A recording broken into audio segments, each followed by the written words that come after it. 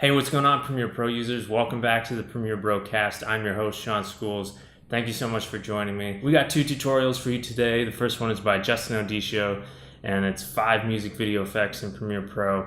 The second one is by FilmVentureStudio, and she breaks down some of the effects used in Ricegum's diss tracks. Let's get started. First tutorial by Justin Odisho is called 5 music video effects in Premiere Pro, and this is a great tutorial. Obviously, you're gonna love it if you edit music videos, but it's also great because they feel like different looks than Justin has done in the past. They're very trendy, very right now type of video effects. I'm only gonna spoil one of those video effects for you just to kind of whet your appetite, and it's called the inset frame effect.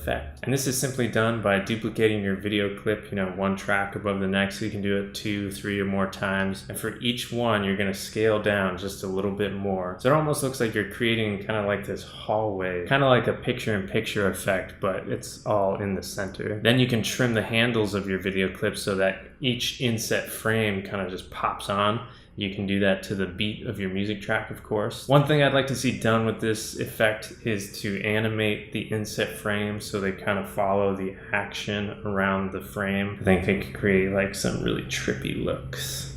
Of course, there are 4 more music video effects that you should check out. To make it easy, there's a card right up there that'll take you right over to Justin's video. There's a link in the description as well. Come on, I mean, you're getting like 5 tutorials for the price of 1.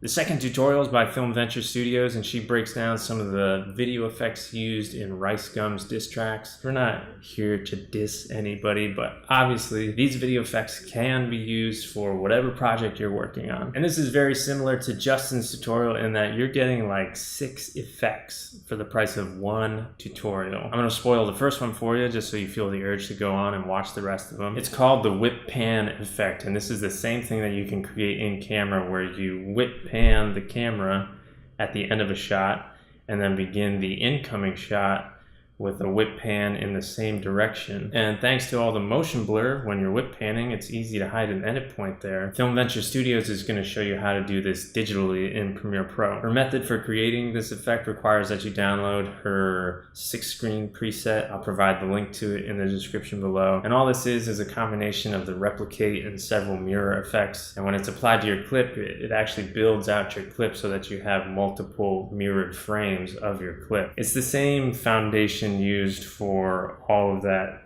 Sam Colder transitions, the smooth zoom, etc. So once you download and import and drag the 6-screen preset onto your clip, you're going to want to start animating the position of the clip to start creating that pan effect. Now when you animate the position, you're not going to see off the edge of your clip because again, your clip is being mirrored thanks to that preset. And here's the trick to really sell the whip pan effect. FilmVentureStudio uses the directional blur to create digitally that motion blur that you would get if you were to pan your camera really fast. And this is also going to help hide the fact that you're mirroring your footage. You're not going to see any weird mirror effects when your position animates. Obviously, you want to set the directional blur to the same direction as you're panning, so you're going to want to adjust the angle to 90 degrees. From there, you can apply the same effect to your incoming clip so that it whips from one shot to the other. You don't have to, you can just smash cut to your incoming clip, whatever feels right for your video. Remember, there are at least 5 other video effects in this tutorial, so go check them all out. The card is right up there. There's a link in the description below as well. So that wraps up this Premiere Brocast. I hope you enjoyed it. I don't care about likes or subscriptions. I would rather just hear from you and talk with you.